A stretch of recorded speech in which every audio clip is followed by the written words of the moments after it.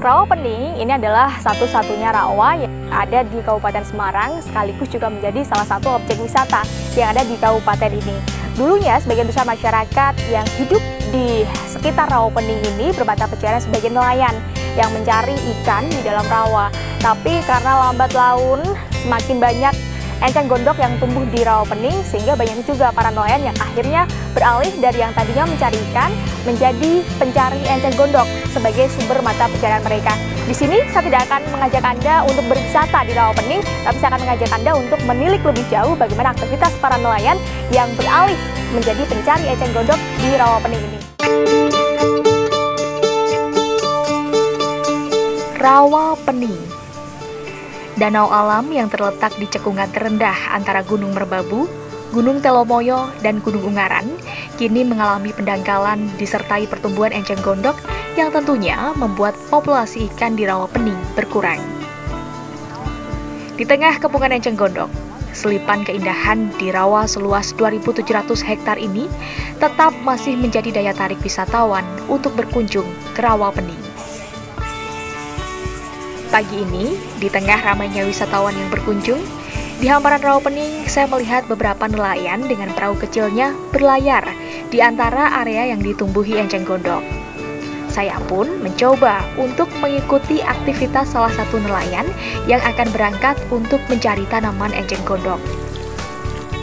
Di tengah perjalanan dengan perahu kecil yang saya tumpangi, saya menemui Pak Ponidi yang puluhan tahun sudah menjadi nelayan Rawa Pening, namun kini lebih sering mencari tanaman enceng gondok sebagai sumber penghasilannya. Bukan tanpa alasan bagi Pak Ponidi untuk tak lagi mencari ikan. Pertumbuhan enceng gondok yang terus melebar membuat populasi ikan di rawa pun semakin berkurang. Maka tak ada pilihan lain baginya selain mencari tangkai tanaman enceng gondok untuk kemudian nantinya dijual kepada pengrajin berbahan tanaman enceng gondok. Nyari ikan sekarang sama dulu beda? Ya berbeda, Mbak. Hasilnya gimana? Hasilnya lebih bagus dulu. Ya, kendalanya dari enceng gondok gitu, Mbak. Ya sekarang enceng gondok kan lebih banyak. Carinya ikan nggak ada lokasi. Ya. Oke, kalau sekarang nyari ikan dapat berapa kilo Pak sehari? Nah itu nggak bisa ditentukan ya, kadang-kadang 5 kilo, kadang-kadang 4 kilo, kadang 2 kilo gitu. Kalau dulu dapat berapa? Nah, kalau dulu itu masih banyak ikan ya, paling nggak 10 kilo pasti dapat. Beginilah cara Pak Ponidi saat mengambil tangkai enceng gondok. Dengan menggunakan sabit, dia memotong bagian pangkal beberapa tangkai daun enceng gondok sekaligus. Dan saya pun mencoba untuk mengambil tangkai enceng gondok seperti yang ia lakukan. Nah, udah diajarin sama bapaknya gimana caranya buat ngambil enceng gondok, jadi nggak sembarang ukuran yang bisa diambil, hanya untuk ukuran-ukuran segini, kurang lebih 60 cm untuk bisa dijadikan bahan kerajinan tangan. Setelah dipangkas pangkalnya, kemudian bagian ujungnya nih dipangkas seperti ini. Nah, baru inilah yang nanti dikeringin. Udah Pak ya? Selesai mengambil enceng gondok, kami pun kembali ke daratan. Enceng gondok basah ini selanjutnya dijemur hingga kering. Untuk mempercepat pengeringan, para nelayan menggunakan herbisida dengan cara menyemprotkannya ke tangkai enceng gondok yang siap dijemur.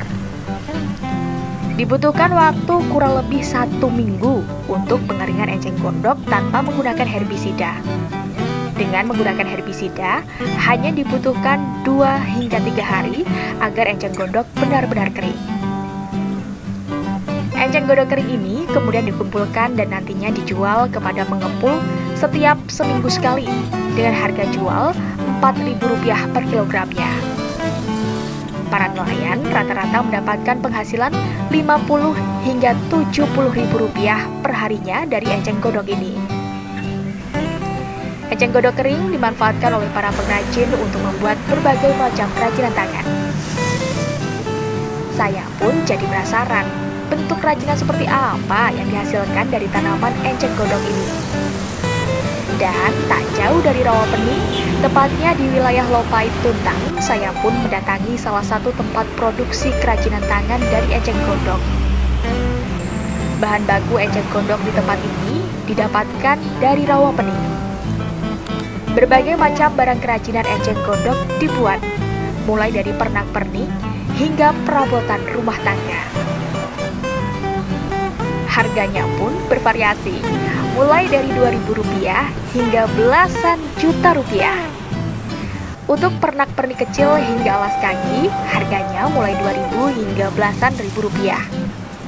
Untuk perlengkapan rumah tangga seperti bantal kursi dan kotak serbaguna seperti ini, dijual dengan kisaran harga puluhan hingga ratusan ribu rupiah. Ada juga perabotan rumah tangga seperti meja, kursi, dan penyekat ruangan. Usaha kerajinan berbahan enceng gondok bukannya tak berkendala. Di musim penghujan, membuat kualitas bahan dari tangkai enceng gondok menjadi kurang baik karena penjemurannya yang tak maksimal. Semuanya lancar, cuma kadang-kadang ya pas kendalanya di waktu penghujan itu. Waktu hujan, enceng gondok keringnya lama, Mbak. Keringnya lama, kalaupun kering, kadang-kadang timbul jamur. Dibutuhkan ketekunan dan keterampilan untuk dapat memproduksi barang-barang kerajinan seperti ini. Serat enceng gondok yang cukup kuat dan ciri khas anyaman yang tebal membuat enceng gondok memiliki tempat tersendiri di hati para konsumen. Gimana Mas, udah jadi? Ada. Yang ini ya? Ya. Oke. Nah ini saudara salah satu produk kerajinan yang terbuat dari bahan baku enceng gondok, di mana tadi enceng gondok yang memiliki nilai ekonomi rendah di tangan yang terampil nyatanya bisa menjadi barang yang memiliki nilai ekonomi yang tinggi. Nah, setelah seharian saya berkutat dengan enceng gondok, saatnya mengisi perut yang sedari tadi mengeluarkan suara. Di daerah Tuntang ini terkenal dengan kuliner khasnya bernama kecok kambing. Kecok kambing yang terkenal di daerah ini adalah yang berada di Desa Telogo. Banyak penjual kecok yang melabelinya sebagai kecok Telogo. Saya pun mampir di salah satu warung kecok dan memesan satu porsi kecok kambing. Kecok ini hampir sama dengan olahan kambing bernama tengkleng dan tongseng yang menggunakan rempah-rempah sebagai bumbu utamanya. Bahan utama kecok Telogo ini adalah bagian kepala dan kaki kambing. Namun karena kepala dan kaki kambing yang digunakan jumlahnya kurang mencukupi, maka dicampur dengan daging kambing. Yang membedakan kecok dengan olahan kambing lainnya adalah penggunaan ampas minyak kelapa yang disebut blendo sebagai pengental kuah. Aroma gurih dari blendo dan rempah-rempahan yang kuat berpadu menjadi rasa khas kecok Telogo. Konon dulunya kecok dengan rasa pedasnya ini digunakan sebagai jamu untuk meredakan rasa lelah. Jadi yang paling dominan rasa dari kecok ini adalah pedas. Tapi pedasnya saudara bukan karena cabai rawit, karena cabai rawit tidak digunakan untuk bumbu kecok ini.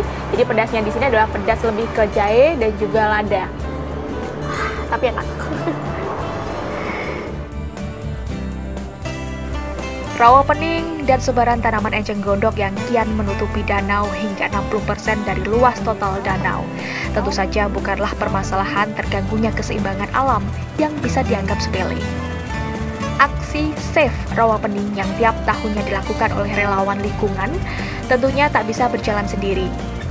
Perlu tindakan antisipatif yang dilakukan oleh masyarakat di sekitar Rawa Pening dan pemerintah setempat agar kelak keindahan danau alam ini tak hanya bisa didengar ceritanya saja tanpa bisa melihat danaunya. Karena bisa saja danau ini terancam hilang berganti daratan.